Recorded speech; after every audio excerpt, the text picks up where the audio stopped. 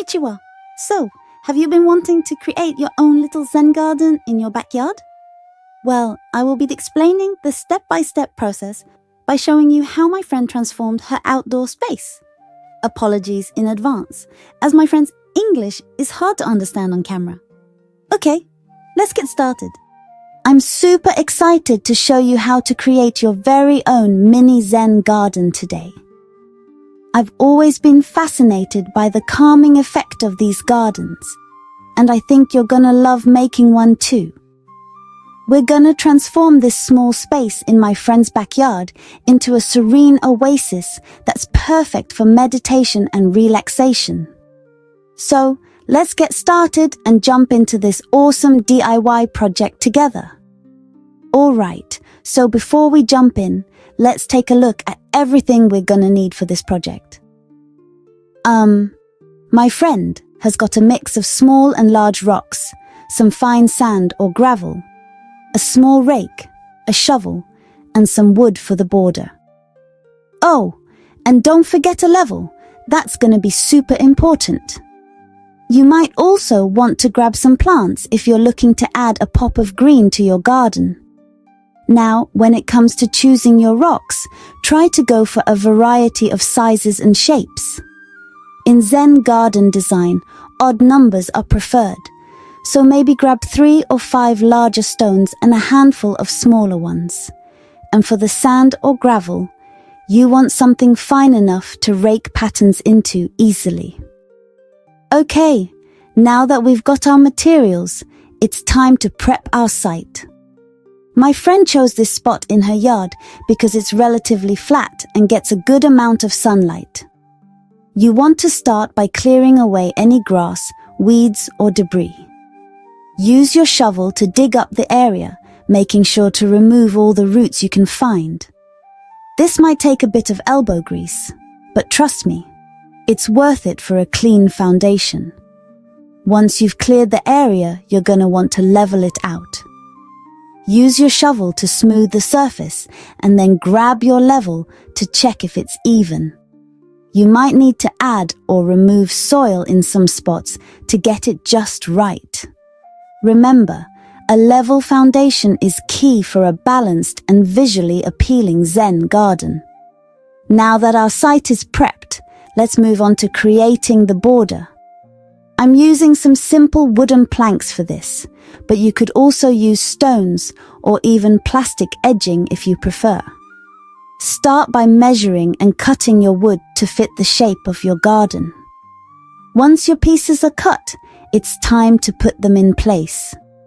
You can use stakes or screws to hold the wood in place. As you go, double check with your level to ensure everything's even.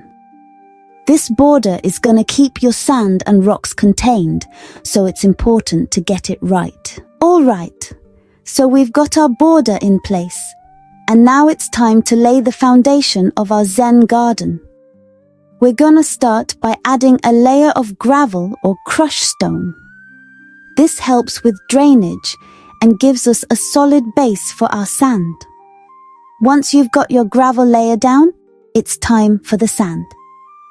Pour it in gradually, using your rake to spread it evenly. You want a layer that's about 2 to 3 inches deep. As you're spreading, use your rake to create a smooth, flat surface.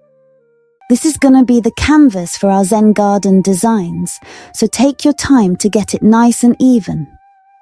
Now comes one of my favorite parts, placing the rocks. In Zen garden design, rocks often represent mountains or islands. As you're arranging, step back frequently to look at the overall composition. You want to create a sense of harmony and flow. I like to place my rocks in groups of 3, with the largest one slightly off-center. Remember, we're aiming for a natural, organic look here. Once you're happy with the larger rocks, you can add in some smaller stones. These can represent smaller islands or even animals in your miniature landscape. Don't be afraid to play around with the arrangement until it feels right to you. Okay, Now for the really fun part, creating patterns in the sand. This is where your Zen garden really comes to life. Grab your rake and start making some simple flowing lines around your rocks. You can create circles, straight lines, or wavy patterns, whatever feels right to you. As you're raking, think about the patterns representing water flowing around islands or ripples in a pond. You can vary the width of your lines by adjusting the pressure on your rake. The key is to keep your movements slow and deliberate. This process itself can be really meditative. And don't worry if you make a mistake. That's the beauty of a Zen garden. You can always smooth it out and start again. The impermanence of the patterns is part of what makes this so relaxing. Now that we've got our basic Zen garden layout, let's add some finishing touches. If you want to incorporate some greenery, now's the time to do it. I'm adding a small bonsai tree and some moss to one corner of the garden. When you're planting, be careful not to disturb your sand patterns too much.